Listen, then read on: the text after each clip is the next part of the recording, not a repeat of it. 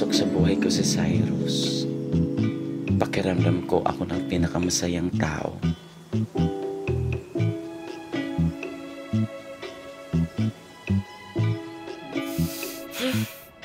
Utot ka ba? Akala ko di mapapansin kasi tulog ka.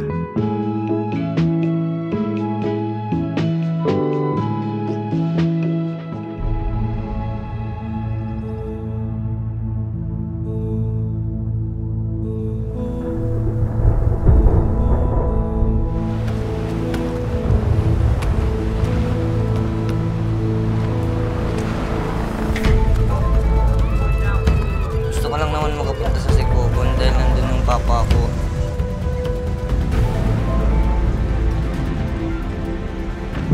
At yaman din lang sasama kayo kung magpapantilan ng mga gamit ko, okay?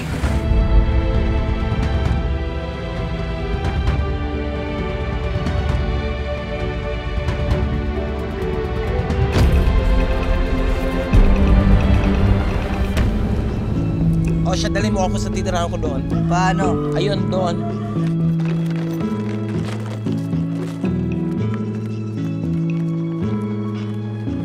Kuya, saan ka? Dito.